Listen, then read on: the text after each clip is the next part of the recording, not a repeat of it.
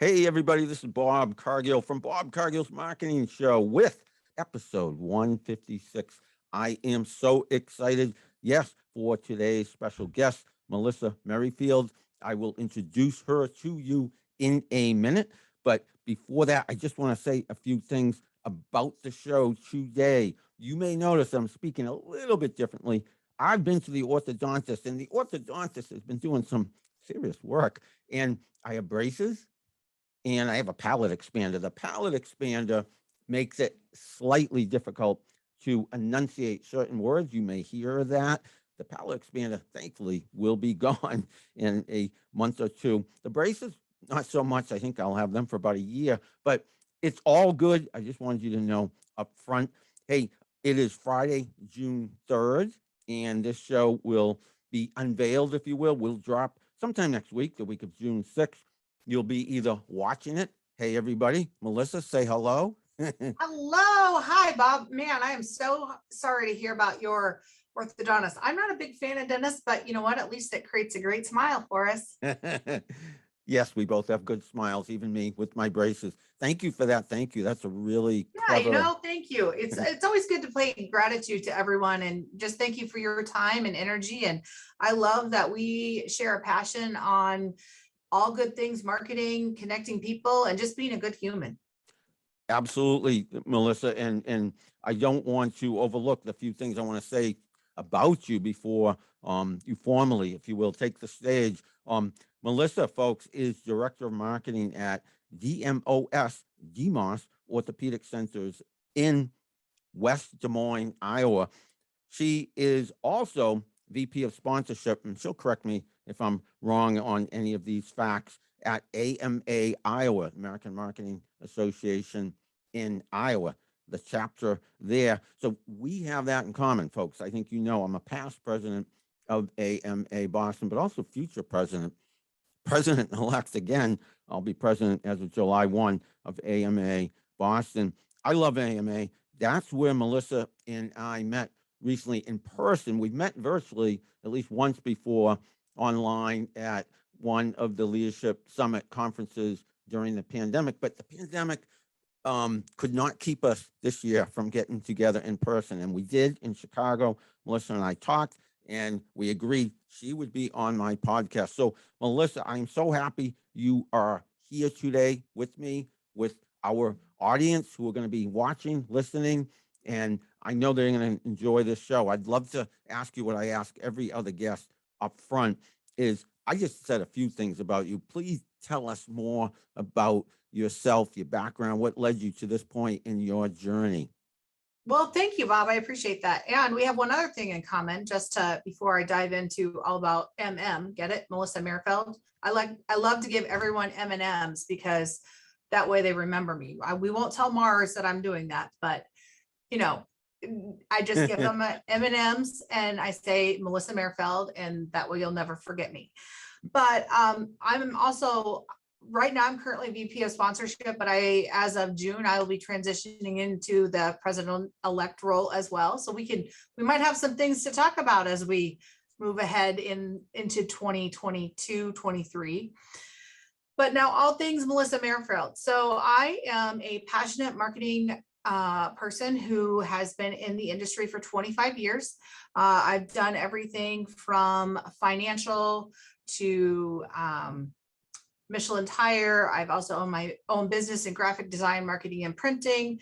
Fun fact, I actually had enough volume that Vistaprint recreated a reseller program that I was one of the very first people to be a part of. And from there, I've also been in, I've helped small businesses, large and small. I've done corporate marketing for Coral Ridge Mall. I've also was in the world of broadcasting where I sold software and piece of the metadata that transmits a signal that displays your guide information on your TV. Don't ask me how I ever transitioned into that, but it was an amazing journey because it opened up a lot of opportunities for me to see marketing on a much bigger scale in the world of broadcasting, broadcasters, digital, trade shows, and we can get into that more as we go. But then I also took a leap of faith and transitioned my career from Cedar Rapids, Iowa, and moved into the Des Moines market. I joined KCCI as a marketing consultant. And from there, I transitioned to Golden Rule Plumbing, Heating, and Cooling as a marketing manager. And since then have transitioned into the world of orthopedics and healthcare marketing. Fascinating, Melissa. And let me pronounce your last name more correctly than I did the first time around. I'm hearing it's a short I, not a long I. Yeah, Merrifield? Merrifield. Yep, I get a little bit. So when I was married, my maiden name was Latstetter, and I married to Merrifield. The only thing that I gained was the MM. I didn't really gain much in the Melissa Johnson, any of those normal easy stuff. So it's Merrifield. Melissa Merrifield. It, Yes. it it's a name once you say a few times, you can't forget. It has a ring to it, almost like a stage name, if you will. Well, I did have a stage name at once. I actually performed with a dance club, and my stage name was Mel Devanya. Wow. Means diva. Say that one more time. Mel Devanya. Mel Zavanya. Yeah. It means the Devanya means diva.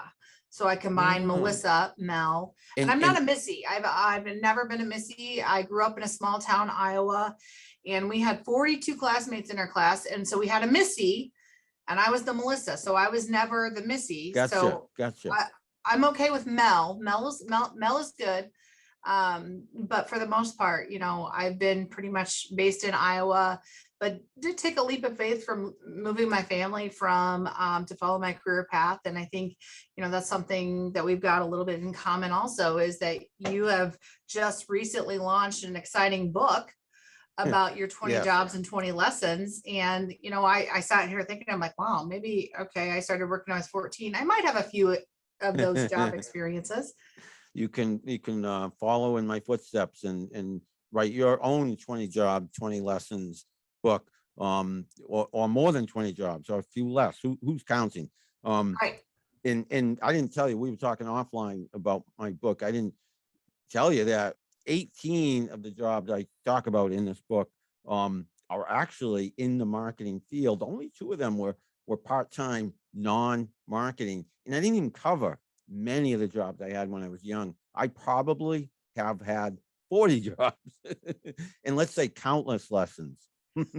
But also let's talk about a marketer in general. Typically we wear a lot of hats, and Yes. we're not necessarily siloed into just one specific role or job into marketing. A lot of times we, as marketers, we carry a lot of different hats and wear a lot of hats within our industries and our career paths. So I would say that 20 plus is probably more accurate there, Bob. There you go. When you introduce yourself, after I introduce yourself, it reminded me something I don't always tell my audience nor my guests. I tend to interview a lot of my guests cold, if you will. I don't do a ton of homework. That way, it's very, I think, extemporaneous, very authentic, and that's how already today's conversation has gone. We didn't rehearse any of this. Yes, we did exchange some proposed questions, if you will, but so far I don't think we've covered any of them. We're just at it, extemporaneous. It's a conversation. Conversations. I love having a great conversation, and I love connecting with other like-minded individuals. I think that's where, as marketers, as humans, we tend to collaborate, and I love to lean in and connect with others, whether it be in my community, whether it be across the country. And you never know when the power of a connection or your smile or your knowledge can help elevate or help somebody else out in life, in your career path, in all good things. So I'm all good for it. I love to have a good caffeinated conversation, and that could mean 2 things. You can either let's get together for coffee, or just caffeinated and high energy. Let's have great energy. Let's have a good conversation, and let's just keep it going. We have many things in common, and as I was saying in your introduction of yourself, I thought of a bunch of things, I guess. I mentioned 1 or 2 of them. I didn't mention you mentioned Vistaprint. Another coincidence, I actually worked at Vistaprint. So you're a reseller of Vistaprint. I worked there for over 2 years. They are in my book back there. I don't name names of companies in my book, but Vistaprint was one of them. That's incredible. Like they were a game changer. And Yeah. I was running when I started, I had my own business in graphic design, marketing, and printing. It was also when like social media was popping up. And I just, as a marketer, it pained me how much I was spending on printing cost. And so one of the things that, with my small business, I had over 42 clients, never advertised once. It was all word of mouth. It was all in, but I felt like it was a great way for me not only to design and help businesses fill the gap of where they might be and let them really focus in on their dreams. I love working with small businesses and having them help and see their vision. Sometimes they have so much time and all these great big energies, but they don't have enough time to like truly concentrate on their specific channel of business or having great marketing pieces. And that was where I came into play with a lot of these small marketers and companies that I worked with across many pillars, automotive, uh, hairstylists, you name it. I've worked in a lot of different industries and pillars, and Vistaprint has been exciting to kind of watch them change their game and how they've evolved as well. But it was pretty exciting to be on the forefront of that. Yeah, I think Vistaprint is now Vista only. I think they changed their name Yeah, just I to think Vista. I agree. I think there's been a brand change or a marketing change there, but Fascinating company. I worked there over 10 years ago. In its heyday, when they were growing really fast, and I managed both copywriters and designers. Felt like I had a creative director hat on, if you will, in that, like I say, I managed both the design and the copy towards the end of my stint there. But I loved it there. I learned so much there, and I felt like I was part of something historic. Tying it back to marketing specifically, they had an offer that kickstarted them at the beginning, and that was the free business cards offer. And you could get business cards, they would say, for free. I think you just paid for the shipping of them, something like that. It was a brilliant offer and a brilliant way to introduce the product to market. And when I teach in my book, I keep, there it is. I nodded the wrong way. My book there. Well, there's a sign over there too that says coming soon. And the other sign, my marketing roadshow, that was a live in-person event. But I talk about the free issue or free trial offer. I say free issue, that would be for a magazine, say. But for anything, you give it away for free as an introductory offer, people like it, they end up buying it. And that's part of what kickstarted Vistaprint. I don't know if you had known that story about the business cards. yeah, I think I was on that forefront of when they started. And I think that was probably the one of the biggest opportunities that I saw. I was helping all these small businesses and I would cringe when they had a business card that didn't represent their vision or their brand. And I'm like, let me help you. Let me just give you some opportunity to really highlight and give you a tool that allows you to say who you are, what you do in the best light, in the way possible. So Vistaprint is pretty near and dear to my heart in just that I played a pillar in my career success and things that I have done and learned. And it's also, it's one of those things in marketing.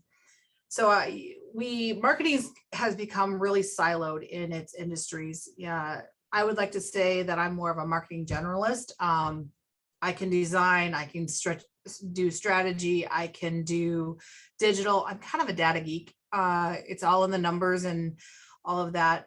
Also building great relationships and maintaining relationships is a key part in being an effective marketer, and also leveraging community marketing and looking at different ways and relationships within your community that you can always give back, help each other, elevate each other, and collaborate in for a common good.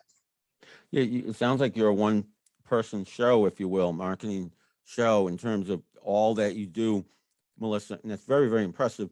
Again, I will refer to my book. I talk about, right brain, left brain, and I, differently than you, I think, am very right brain in pretty much a focus on the creative side my whole career. I mention numbers and data and how important that is in my book, analytics, metrics. If you can be both left and right brain, left brain being analytical, right brain, the creative side in marketing, you got it all going on. You're extremely valuable to your clients, to your employer, whoever's doing business with you?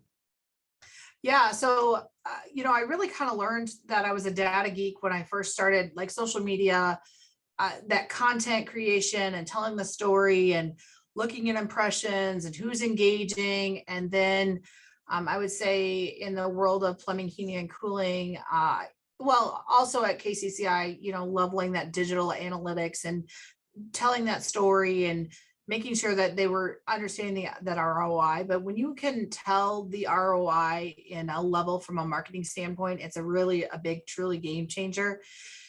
And I love putting together the numbers and telling that story in a big piece. And it does kind of make me a little bit dangerous, but you know what? In our career and industry, I will never stop learning or evolving because our industry is always changing, growing rapidly. And so I think that's the other piece that within my career and our career paths in marketing that I love is that we are tasked with being innovative and driven and learning. And there's lots of great resources out there, such as AMA, other pillars that we can learn and grow from and connect with others and be learning. And I'm going to learn something from you today and you're probably going to learn something from me that you're going to be able to take back and apply in some shape or form. And I think that is what I truly love about being in marketing. No 2 days are the same.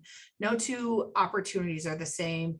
And, it's all about creating a lot of momentum and happiness. And also, how do you connect with others? I think that's the biggest piece that I love about marketing.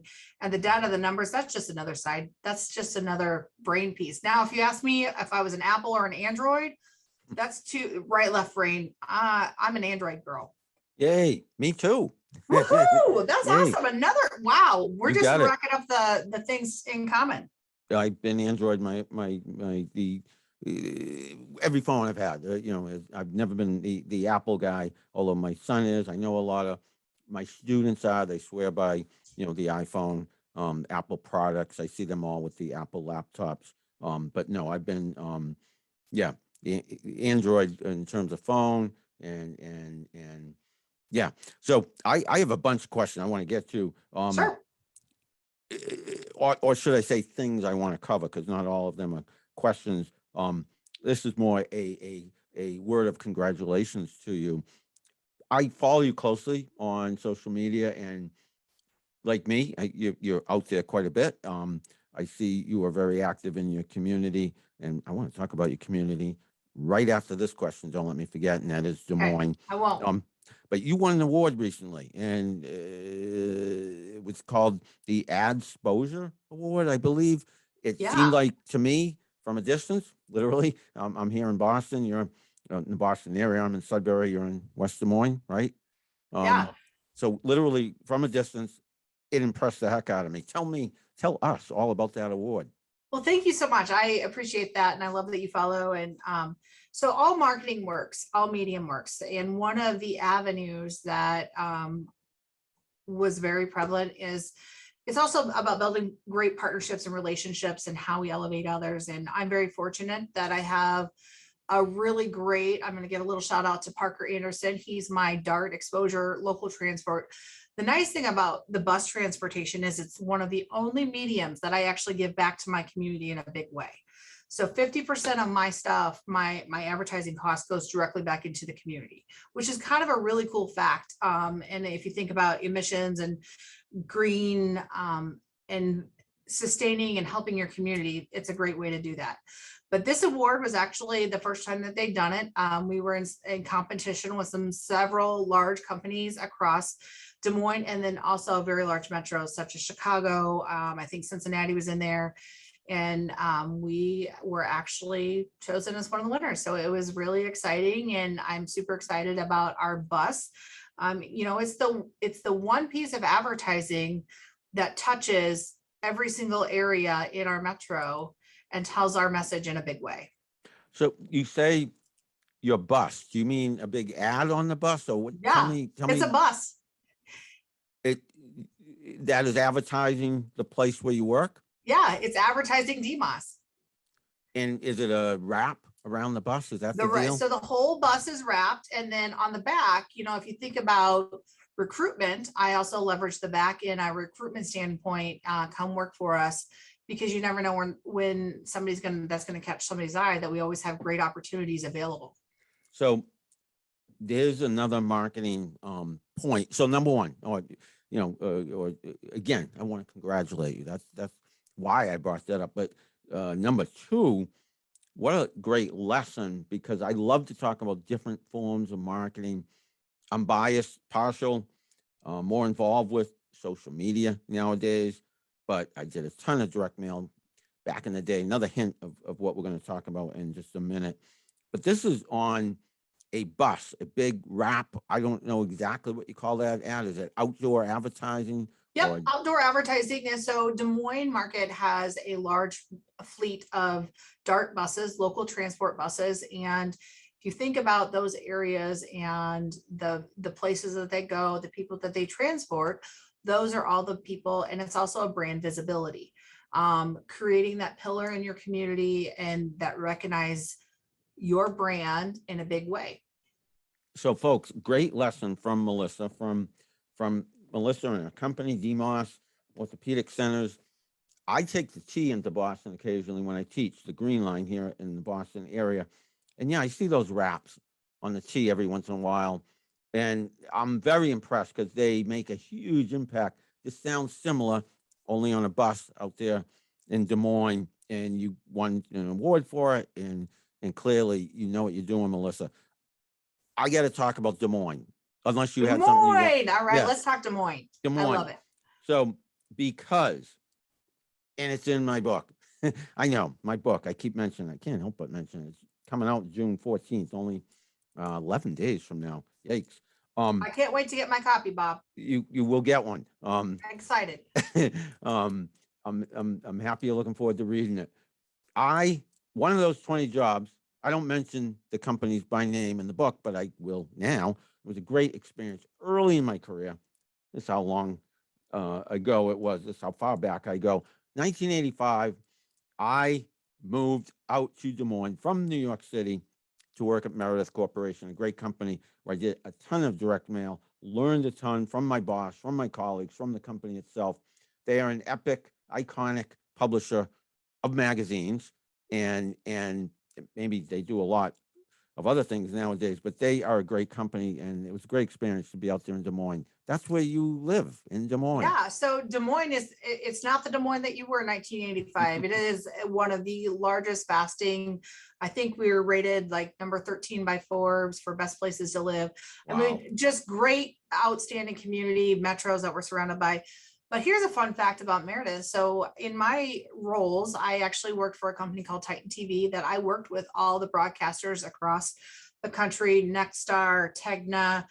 Meredith was actually one of my clients as well. So we have that in common, and Meredith is a great pillar in the community, and they just talk about business transformations and broadcasting and magazines and really getting strategic. And you talk about direct mail. So that's another thing we have in common. So I worked for Yellow Book, now Haibu. And at that point in time, we were launching a lot of different projects and different things. And direct mail was one of the things that I actually had that opportunity to work on at Yellow Book. And I helped take that piece from, there was a process where we'd go through the system and then come back and it would get designed and it would get to ship to the customer, and the customer would be like, wait, this doesn't represent my business. Well, by the end of the thing, we kind of transformed the process. I was designing every single postcard direct mail piece. We would then turn around and put it in front of the client and sell it, and then it would go through the system, and the end result was a much better process in helping those businesses. Instead of just throwing clip art and making it represented their business. So it turned out that my graphic design skills, I was then designing all these pieces for 100+ sales people on the floor. Wow. Yeah, so I have to add, reinforce what you said about Des Moines being maybe not the city I knew it as back then, but I actually was wicked impressed with it back then and felt that it was a great place to live. it was so far away from home for me being from the East Coast, and uh, glad I returned back to the East Coast, closer to my family, etc. But it was an amazing year I had out there. I was so impressed with Des Moines. The people are so friendly, and again, Meredith was an awesome company to work for. Yeah, and everything you just said about Des Moines is still the same. It is such a great city to live in and be a part of the community, the different chambers, the different organizations in this community, the companies, and it's the smallest big town that has so much going for it. Um, I've lived here about 4.5 years now, and I still feel like every day is an adventure. And there's new businesses, new things to learn. When I moved to Des Moines, I learned that one of my superpowers was connecting. And you never truly know how well you are connected until you actually physically move somewhere Yeah. and your connections still run deep and people know you. And that's kind of where my social media game like really stepped up. So I worked for KCCI, and I knew I had a lot of friends in Cedar Rapids, so it would come to Des Moines, and I wanted to help highlight and showcase all these great businesses and experiences that were in Des Moines. So I started taking selfies everywhere I went and like showcasing and highlighting these businesses, because as a marketer, I had the opportunity to like create experiences. And then so it kind of became a fun game. Like my friends would be like, oh, where's Melissa going today? Or what's she doing today? So I've kind of continued to elevate that. And I still try and, elevate others. And Des Moines has just been an incredible market to be a part of and watch it grow and experience a lot of the great organizations such as the partnership, West Des Moines Chamber. I've been active in multiple chambers, Grimes Chamber, the downtown chamber. And so just finding ways that I can contribute and give back and be a part of this community has been something that I'm really passionate and really grateful for all the great connections and relationships, and just being in such a great city that provides me with a lot of great opportunities for personally. And you can always catch, we've got so many great things such as running, walking, which I see a few medals back there. Oh yeah. Behind hanging. I ran a few miles when I was in Des Moines back in the day. So Des Moines has just been an incredible, and it's funny because a lot of things that I tried to do in my career, I lived in Cedar Rapids for 20 years. And a lot of the things that I tried to make happen in Cedar Rapids just weren't happening. It was a different market. I moved to Des Moines, and it's been an incredible journey of, I keep pinching myself because it's like a 180. It's like how, like I get the opportunity to create and evolve and truly be my authentic self. Yay, Melissa. Yay, yay, yay. 3 cheers for you. AMA, you said, I don't think you said these exact words, but you're a people person through and through. Clearly, you did say something about, you know a superpower of yours is connecting. I know a superpower of yours is connecting because you made a very strong impression on me when I met you in Chicago. We met virtually. Here we are talking on my podcast. Here we are knowing, I think, that we're going to know each other for the rest of our lives, one way, shape, or form. AMA, how it's a great place for people who like people, and obviously AMA, American Marketing Association, people who like people and like marketing as well. AMA has been awesome for me. Great experience, great opportunities. I met so many people. Tell us about your AMA journey. You're going to be president. It sounds like the same time I'm going to be president of our respective chapters. You have a very strong chapter out there in Iowa. I know that. You guys have won some awards. What's AMA been like for you? I will say AMA, and now that I'm in the medical industry, I've also gotten it confused for American Marketing, a medical association. I'm like, no.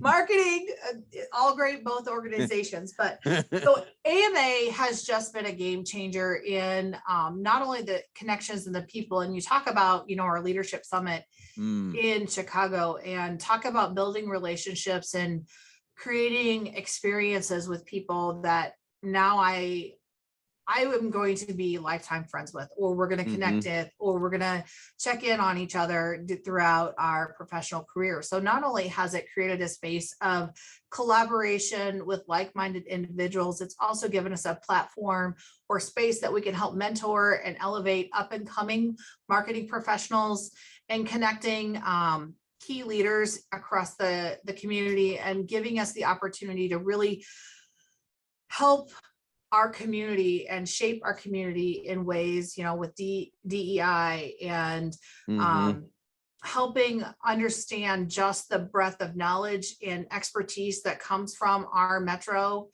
from marketing professionals. But it's also a great place that we've learned some amazing leadership skills and just really how to be that amazing leader in your community, in your profession, in yourself. And it also provides us with opportunities to learn and be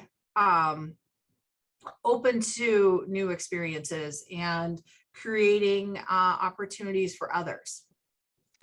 Yeah, AMA does such a great job at bringing people together, and the camaraderie is off the charts. And I think you said something like, yeah, we do things for each other automatically once we meet each other. There's a bond, there's something we have in common that is marketing, but fellow human beings and smart human beings, friendly human beings. The focus on DEI, diversity, equity, and inclusion at the Leadership Summit this year was so impressive. I give props and kudos to those who made the conference happen this year, the leaders of the leaders, if you will, because I came away from it with all the feels, if you will, warm, fuzzy, feeling like, embrace was the theme.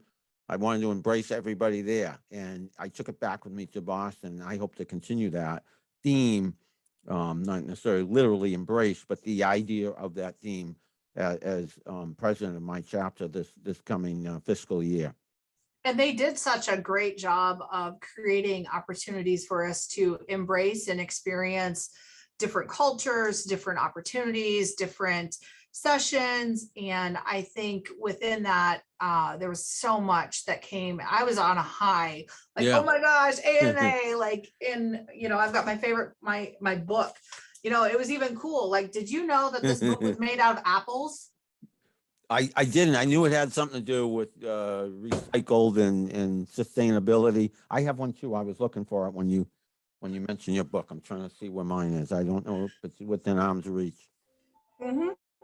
So, I think it's also the biggest thing is that I like is the opportunity to help mentor and getting, helping elevate, the up and coming marketing professionals and helping them know that I wish I would have had these type of things a lot earlier in my career.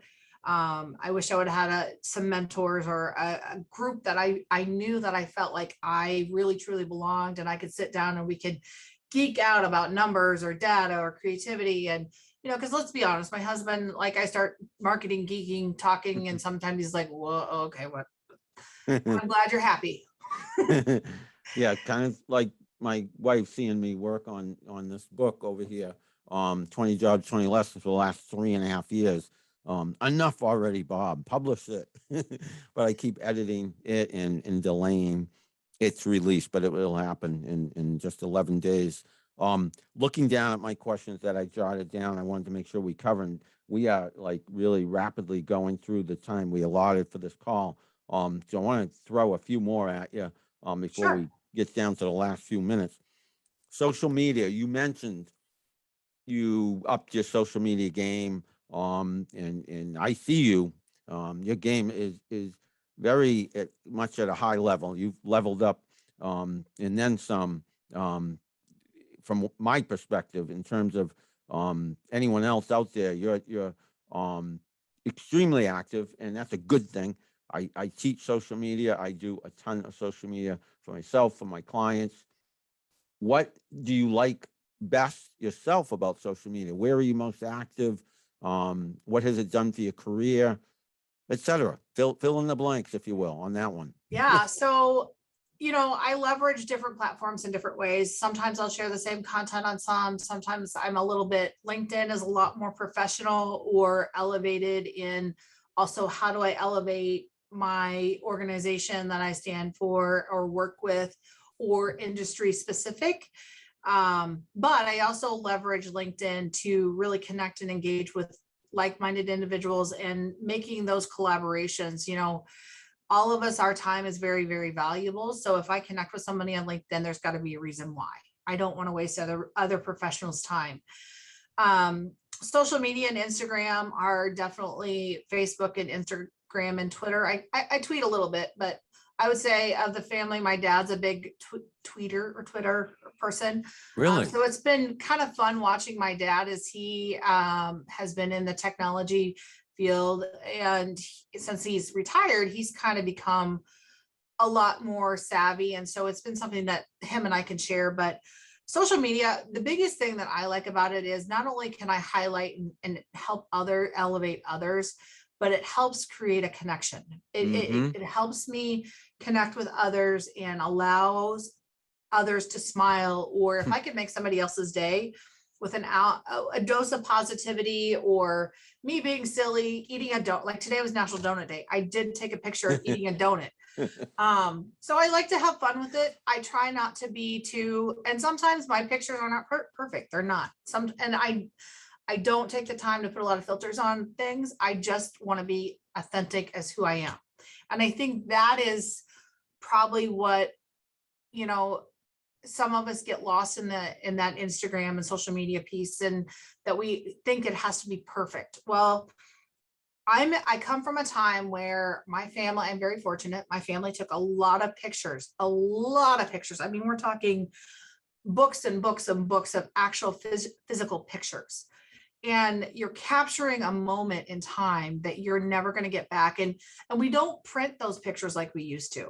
So social media is a way for me to capture those moments, and for me, they're great memory moments. And it's also helps me remember on this day who I was with or what I was doing, or it also helps me show just how much I've grown. As humans, we grow. Believe it or not, we grow, we change.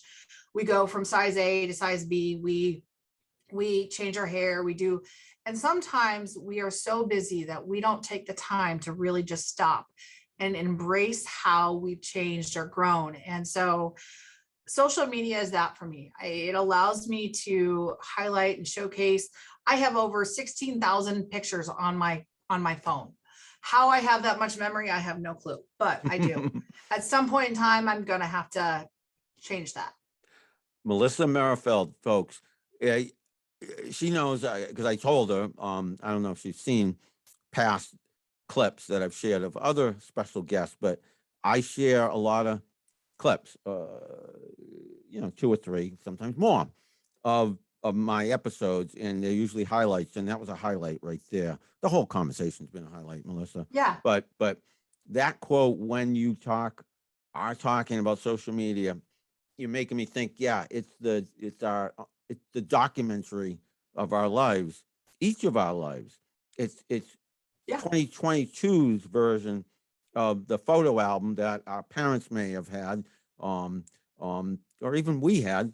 I'm that old. When I was a kid, I have some photo albums still, but no, I don't print out pictures anymore, hardly ever. They're all on Facebook, they're all on Instagram, they're all on my phone, as you say, my Pixel 6. And I do have a ton of memory, and I even pay for the extra memory because I take so many pictures, and they automatically back up on Google. I share a ton. Social media is today's, photo album, and I agree with you. Documenting, chronicling, we do evolve. We want to capture those moments. Tying it back to business and marketing, if brands and businesses thought that way and realized how much their customers and their audience wants to connect with them and see their authentic selves. So brands, businesses, why not do what Melissa does, do what I do, share more of your lives, your authentic selves, day in and day out, take pictures, video, do a podcast, whatever, tweet. You mentioned your dad tweets. I need to tell you, Melissa, I know you saw the picture and I tagged you. You tell your dad to see that picture of you that I put up of you on Twitter. He should be retweeting that or at least liking Oh, it. trust me, my dad is he's probably my #1 fan, and he'll make sure he retweets. But Props to within Melissa's dad. Props. Go dad. Thank you, dad. So one of the things too is just in that, I actually had a pretty life-changing experience that we were part of the floods of 2008 in Cedar Rapids, and we lost everything. So if you imagine walking into your house and 3 foot up, that was all we could save. Oh, but Melissa. I worked for a company that literally the general manager and all the employees, we came in, they helped us. They had waiters on, they helped us clean our house out. And my manager, I learned a lot from this flood, and a lot in the way that I react and community focus and all that. But my manager physically we had laid out all my photographs and dried them. They'd been sitting in floodwaters. And so we laid them all out on the grass, and she's like, Melissa, I'm going to take this for you. So she took every single one of my pictures that were totes full, and she preserved them. She freeze dried them. She saved them as much as she can. So it's, to me, if you can capture that and do that for somebody, that was such an on-taking for her to know that those pictures meant something to me, and they were so heartfelt that she took that upon herself to save that one piece that I could have easily just thrown away. And I still have those pictures. It meant so much to me. And I think that's why I love taking pictures too. Look, you got me tearing up. Well, yeah, that's a heartfelt story, Melissa. And your boss, who supported you at that time, is to be commended. And I can tell how much you appreciated her good deed. I told you I interview a lot of my guests relatively cold. It's the case. I'm embarrassed to say I did not know that about your past. That's an important milestone. But therefore, I'm hearing it for the first time, like the audience probably is, unless they know you. And it makes that it's something the flood taught a lot of experiences. So within life, we go through a lot of journeys, and I would say the flood taught me so much more on community and building strong communities. And for example, my dad worked for a great company at the point in time out of Chicago. They didn't know us from Jack. And they ended up taking up donations, monetary donations and actual stuff. So I drove up to my dad's to pick up all this stuff. I had a Honda CRV, and I had so much that I couldn't even hardly fit on the way back. And what happened is when we got back, it wasn't just me that was flooded. It was my neighbors. It was everybody around us in the whole community.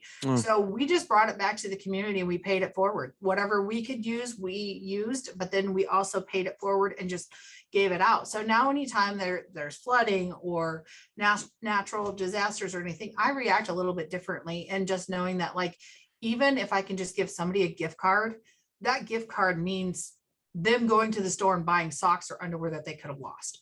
So I would say that through the flood, I learned a lot of life lessons. I also learned working with the government and, adapting and changing and building those relationships. And, my house was the 500-year line, and the sidewalk in front of my house was the 100-year line. So I didn't have to have flood insurance. So when I was 27 and my first house that I just bought, I had a letter that said, guess what? You're not covered. I had to learn to adapt and become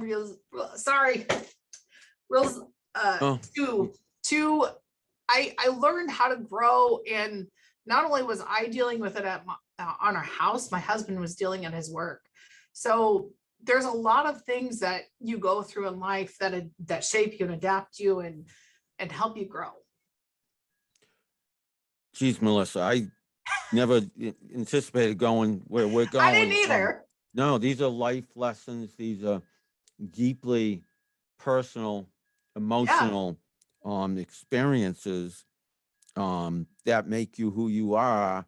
And I see who you are without knowing all of this, but now it explains a little bit about who you are. But your heart, you were born this way, to be caring and thoughtful and generous to people. And maybe the flood and other experiences have just brought that more to the surface. But that's you through and through, clearly. I didn't know this about you, but Thank I you, Bob. see And I see I in you a survivor, number one, and then such a kind person, concurrently. thank you.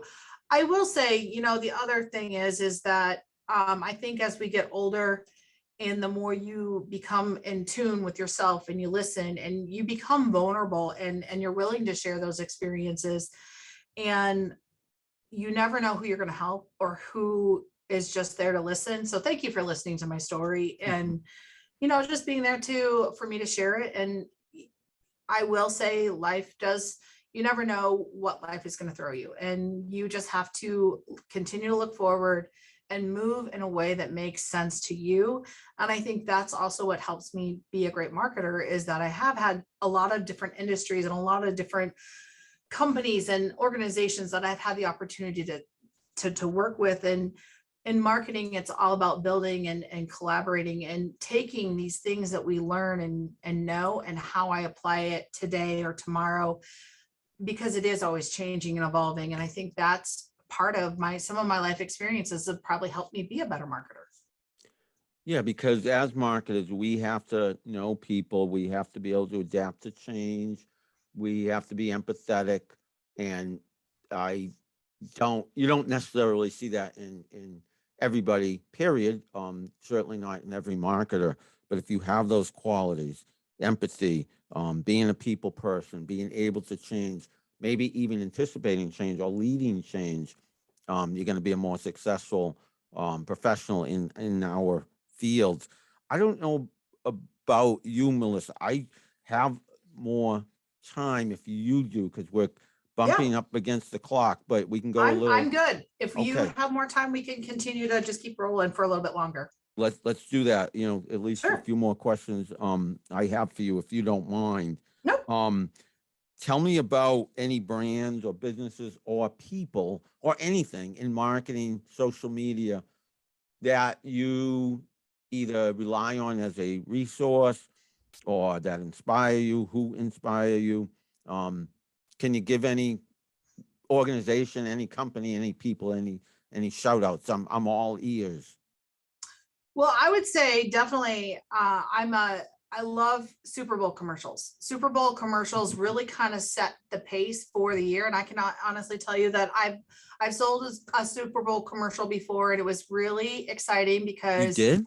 I Wow. sold within my first at KCCI. I won't name names but that one Super Bowl commercial that I sold actually was the strategy behind all the markets for this organization. And so Wow. knowing that I played a piece in this media placement and this strategy on a super, super big day.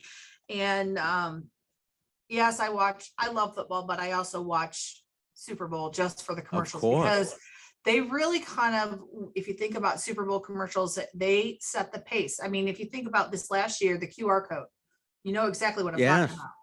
The 60 seconds, they just dangled the QR code. Was it crypto.com? Was that the name of the? Yes, I think it was. It had to do with cryptocurrency. And yeah, I talked about that commercial in class with my students. I teach marketing, and like you, I'm fascinated with the Super Bowl ads, and I always try to work that into the classes I teach. Let's look at some of these ads. Let's critique them. It's not just a Super Bowl of football, Super Bowl of advertising. Yeah. And I mean, if you think about the emotion, like there's the emotional pull, there's the humorous, like if we think 20 years ago, Budweiser, Bud, why is there the frogs? Yeah. And the Doritos commercials, how they change and evolve. I would say Nike has always been some that have put out some really, I love a good brand that tells a story that's cinematic and allows me to lean in. And So one of the greatest, one of the companies that I've had the pleasure of working with was Cookies Barbecue Sauce. So Speed is an amazing business owner and mentor. I mean, if you talk about a go-getter, so I had the opportunity to help him and his family tell their story in a documentary cinematic way that allowed them to capture a time element of history within their organization, their family. I think it was really heartfelt that I was able to help them tell that story in a big way and capture some of the history pieces and how he works with his grandkids and they're part of the industry and just telling it all together. So, you know, I've had the opportunity to work with some really big companies and organizations with their marketing. I've even worked with Michelin Tire. You want to talk about evolution of brands, you know, the Marshmallow Man, and then tires, and how do you get people to understand the importance of having seasonal tires versus, so it's really, I don't know, it's hard to put like one specific company, because I would say that I'm probably out of the norm, is that I read billboards. I look at them differently, yeah. you know, and I probably pay attention. I remember when I was in a KCCI in a sales role, I had a hard time going out to dinner because I'd always be like, ooh, who can I help next? Who's my next biggest client, or who can I help, or how can I help tell their story in a big way? Yeah, you have a wealth of experience, Melissa. We have seen that today during this conversation, not even a question, regarding all that experience that you have had. And you have had, I think, like myself, some vicissitudes, if that's the right word, and in your career, in life itself. It isn't easy always. And there are ups and downs in life itself, of course, but in marketing specifically. So with that said, what advice would you have for people entering the marketing field?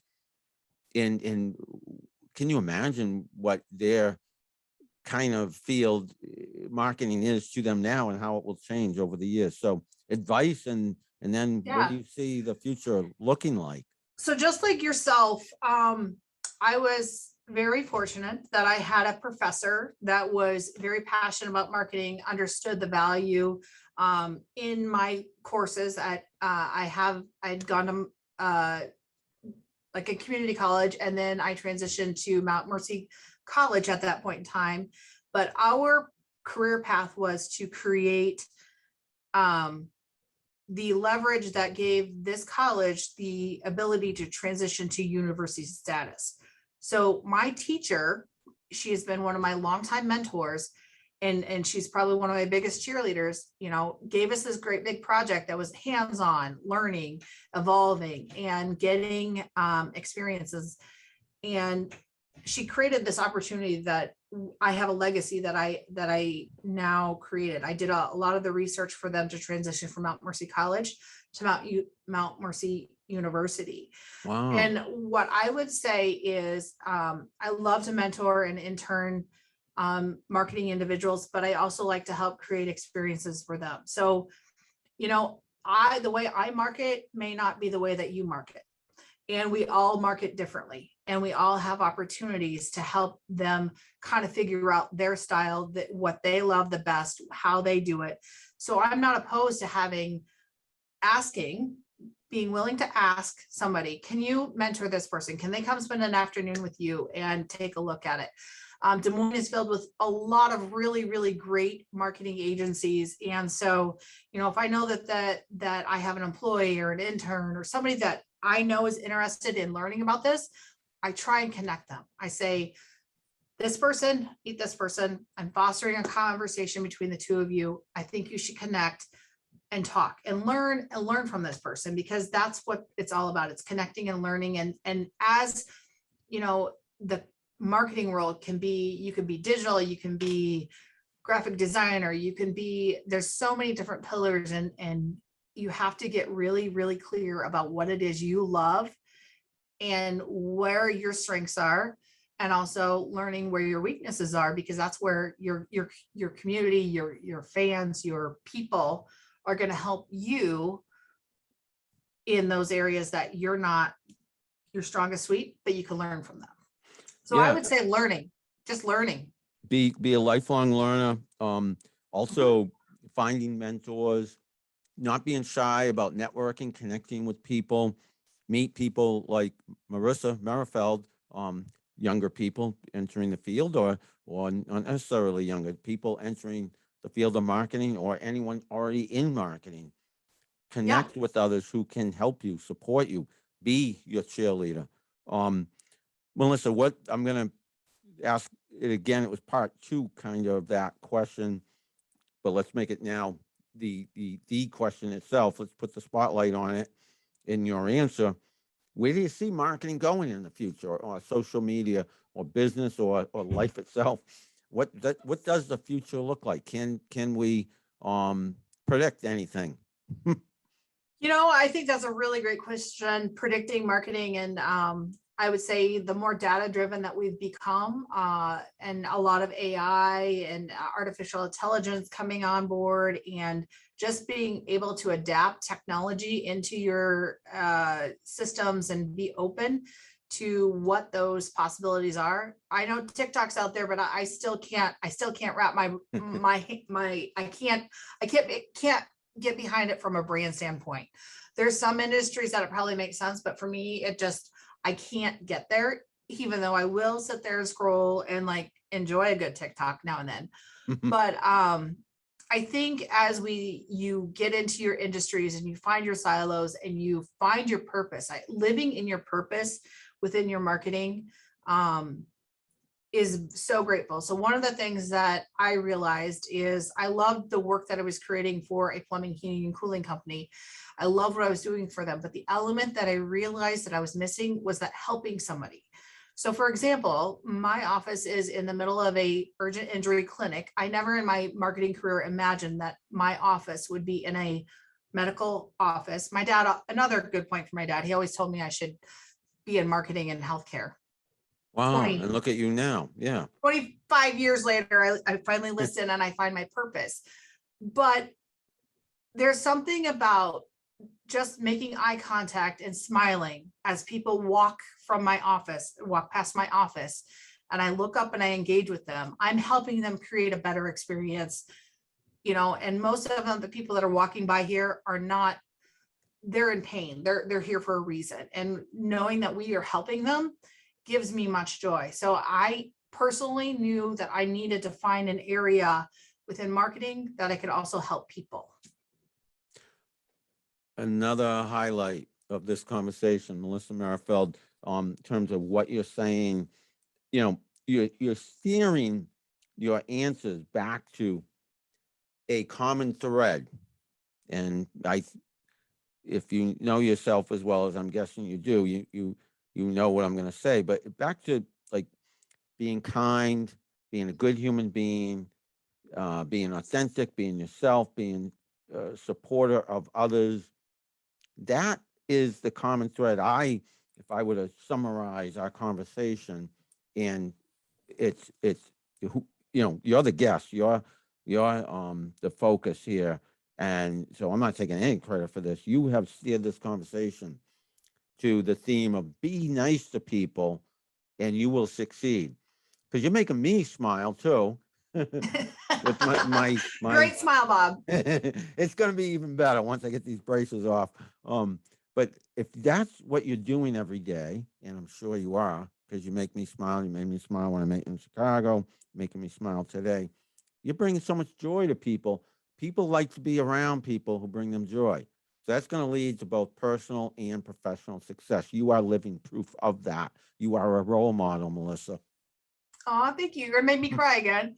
Little tears there. I mean, but it's not just about the smile. I'll also be the first to the dance floor, because there's nothing like getting people out there dancing and enjoying themselves. And if you're the first one there and they see you're having a good time, more than likely they're going to follow. So I think we may have run into each other, been fairly close on that dance floor in Chicago, when at the end of the first day of the conference, we work hard, we play hard. All of Yeah. us, AMA chapter leaders, a lot of us got up on the dance floor and had so much fun that night. Yeah, it was great. And I think, thank you for those kind words, Bob. It's been an amazing journey and connecting with you and getting to know other AMA chapter leaders across the United States within different organizations. But I also think, just within my community, it's been amazing learning so many different great people. And even here at my organization here, I am just surrounded by such really, really great humans that make it exciting for me to come to work and do what I do. It makes it easy to elevate them and also do what I love, marketing. I love marketing. My light bulb never shuts off. I'm always continuously with ideas and creating, and I also love to event plan. And so when you find your purpose and it meets your passion, you are living your best life. Wow. When you find your purpose and something about passion, meet your passion. Yeah, meet your passion. I'm trying to quote you. You're living your best life. Fascinating. Really fabulous words. Words to the wise from Melissa Merrifield. Melissa, we're going to wrap in a second, okay? Or a minute or two. We're going to wind down. But before we do that, open mic, if you will, is there anything else you want to say about anything to our audience, to me, to the universe? Well, I'm a firm believer in the universe. If you're open to receive, the universe will present itself with those opportunities. But I do have a couple questions about you. You asked me what my marketing predictions are. What are yours? I want to hear from the expert. I want to hear from the professor. She's turning the tables. Well, I'll be as succinct as possible. I think social media is only going to be more and more ingrained into our culture, like it or not, because I know social media has its critics out there. But I think we have to realize that social media is really in its infancy, and we're learning as we go. The people who use social media and the people who work for the social media companies like a Facebook or a Twitter or TikTok, as you mentioned. TikTok, I actually have a presence on TikTok, not a strong presence, but I believe that more and more people will realize, hey, again, like it or not, this is the way we communicate. So unfortunately, your traditional media like newspapers or broadcast TV, radio, they're gonna, and they already are, change, if not go away. And there may be forms of media we haven't even witnessed yet, like the metaverse, perhaps like Google Glasses, which I know was a thing at one point, but where, literally we can conduct this interview. I don't know if it's going to be possible, but, via, just walking around. We don't have to be in front of a laptop at the screen and on Zoom. There might be other ways of doing this. And I also think computer chips, I've thought this through, Melissa, because I've been asked this question before, and I also try to think ahead, because as a consultant, as a teacher, as anyone in marketing like me and you, we need to try to be on top of these things. I think it's possible we have some kind of chips in the future. It may not be in our lifetimes, embedded in us with data, with pictures. Anything is possible. That's possible probably even now. So there's my imagination and somewhat predictive thinking for you. I love it.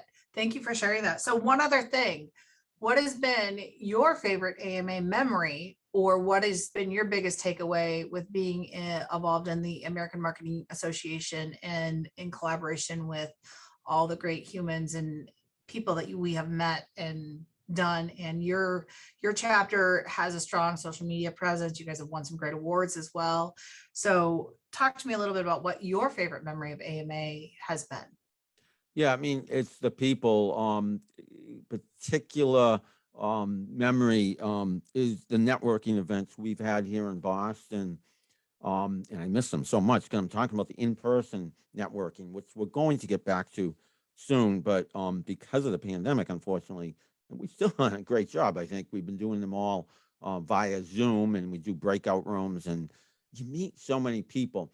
I remember particularly, and this is what I want to get back to, when I was president, we were doing these networking meetings at a restaurant, uh, pub, if you will, in Boston, in the heart of Boston, Back Bay. And we would get up to 100 people at these networking events. And there was no formal agenda. We would just exchange business cards the old fashioned way, shake hands, high five. Like you, I like to do group selfies, and I carry a selfie stick. I would take group selfies all the time. And I would even, I remember one in particular because we have it on video. When I introduced myself, no formal agenda, but I introduced myself, introduced the fellow members of the board, and say, hey, we're AMA Boston, join us.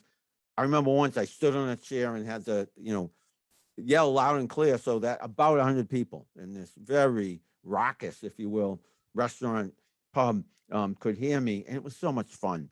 And AMA, it's educational. You learn, you lead, you work hard, but you play hard too. And so, and we forgot the one thing. All of us were all volunteers. yeah, We forgot that we're all volunteers. We're not paid to do, we're just passionate and we love what we do and we love people. And so again, when you combine those things, a lot of great things happen. Yeah, great things happen. Like, it leads to connections and relationships and opportunities like this one for me to interview you. I'm here in the Boston area, Sudbury, Mass, to be specific. You're in West Des Moines, is that correct? Yeah, so I work in West Des Moines. I live in Huxley, but I've worked in Des Moines, West Des Moines, and I've also worked in Grimes. So I've been around in a lot of the communities within here. So yeah, so AMA, the people, and you connect with people, you learn from them, they support you, you support them. What could be better? Melissa, last question of the day, and then we're going to wind it down. sure. Where can people find you on social media, or how Sure. can people get in touch with you? Sure. LinkedIn's probably a great place to start professionally. Melissa Merrifield, just look me up, or Twitter, social media, Facebook, Instagram. I think my handle is mmmerrifield79. But just connect with me and reach out to me, have a conversation. I'd love to help you anyway, or even if you just have a question. I love connecting with like-minded people, and helping you anyway is part of what brings me joy. But I have one more request for you, Bob. So it's Fun Fact Friday. So I need a fun fact from you that nobody else knows about you. That'll be a fun fact to share. Wow. That I have a nobody couple else. for me, but I want to hear what Well, yours then are. I have to turn the table then before we end. Okay, I'm thinking something that nobody knows. Can I? You put me Your on the wife can spot. know.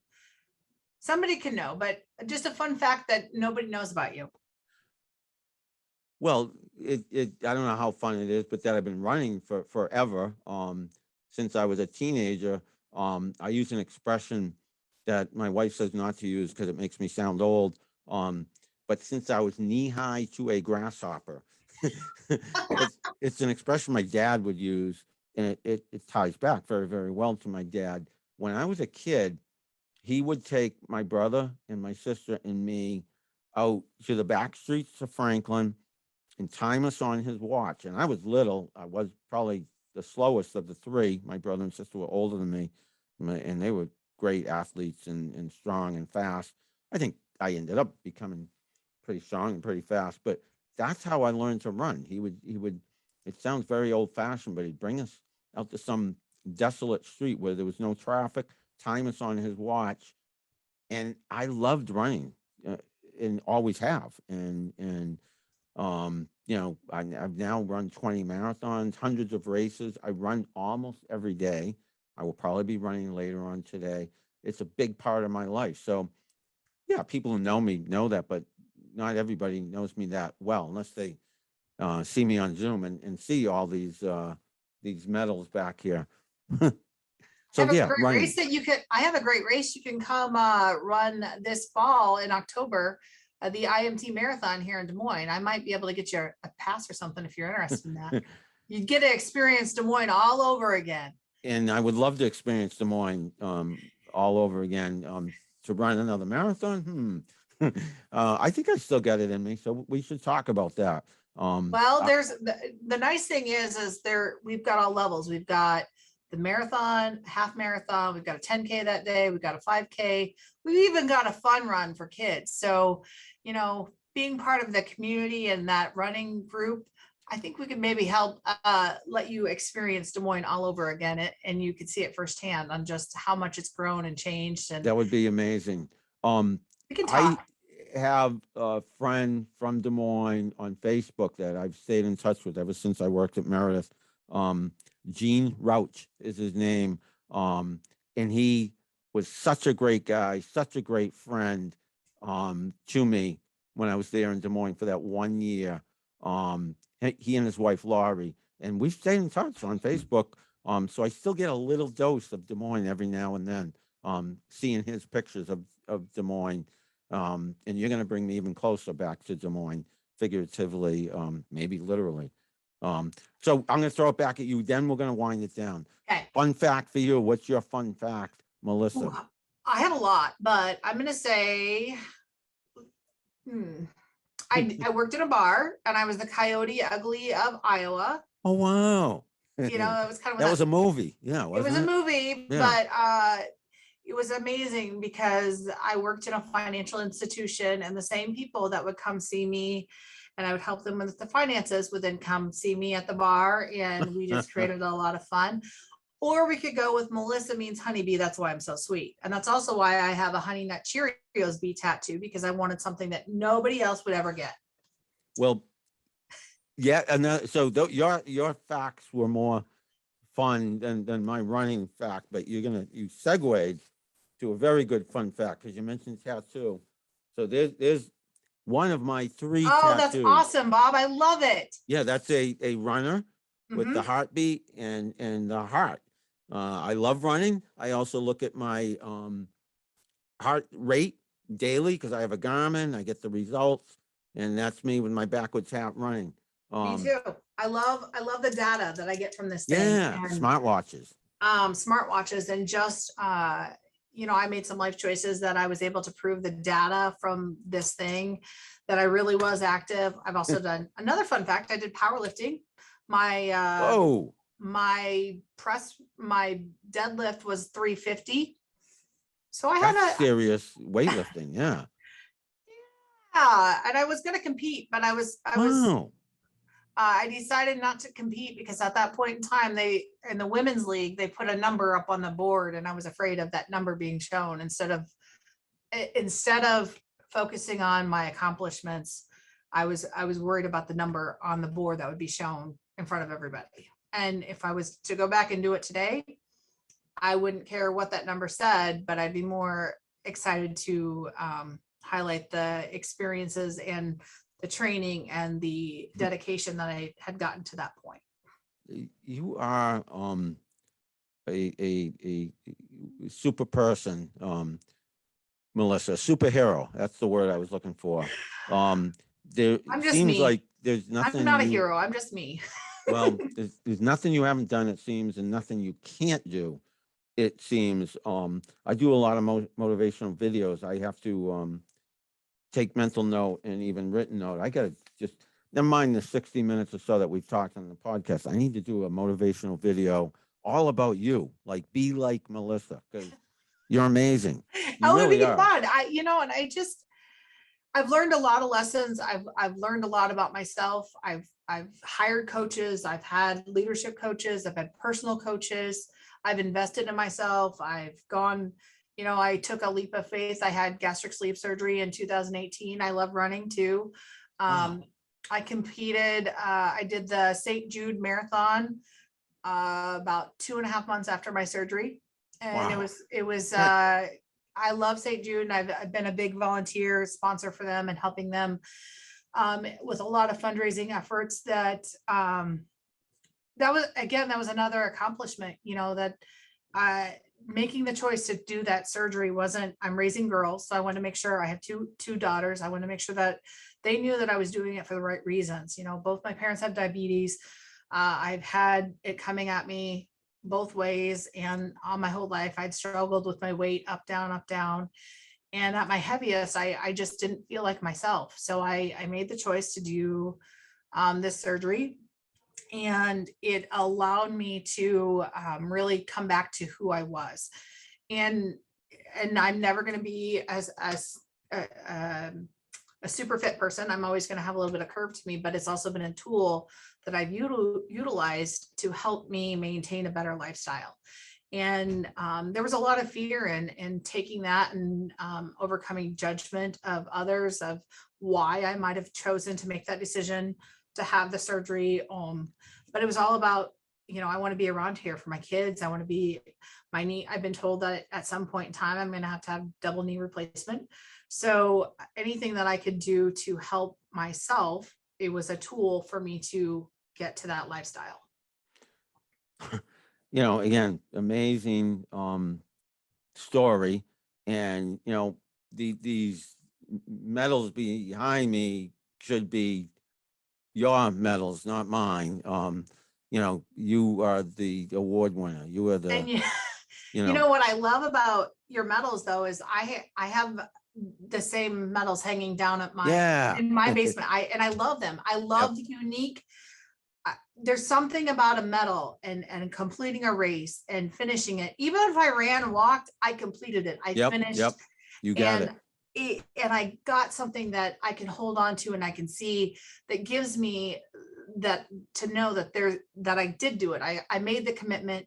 You know, and if we think about medical journey, and this is kind of how I could tie marketing into running and all this.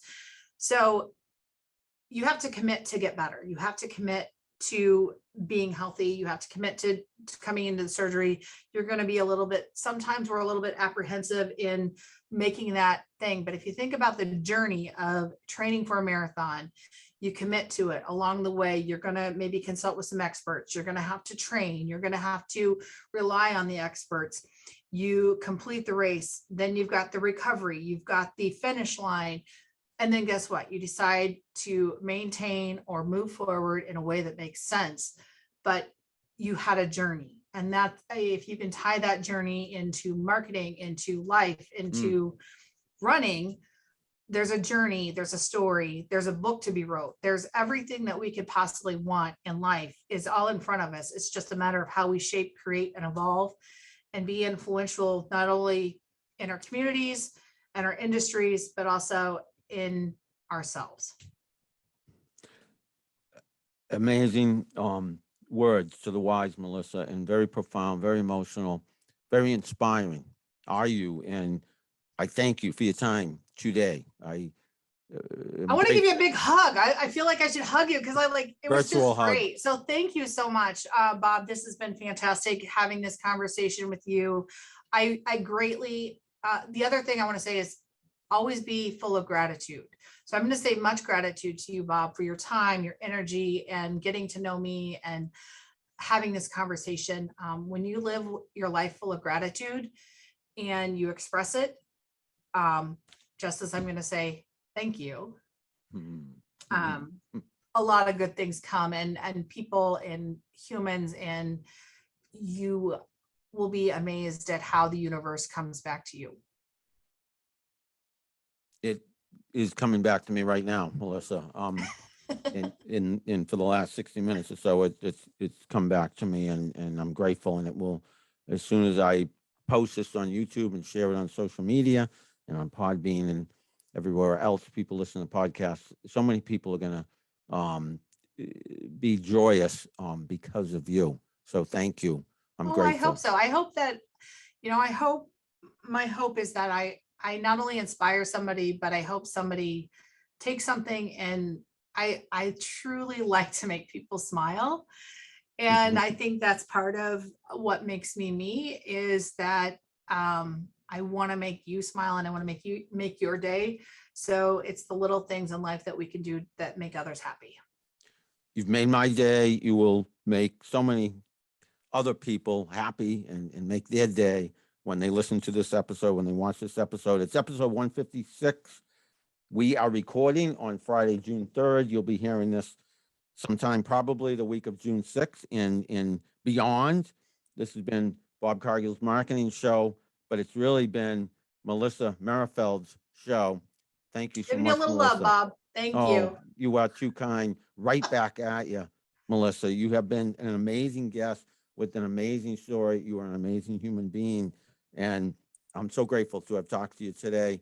Those of you who are watching and listening will be back soon in the future with another guest or with another one of my marketing monologues. But until then, I hope everybody stays safe, sound, happy, and healthy. And again, thank you, Melissa, and bye-bye. Bye. Thank you.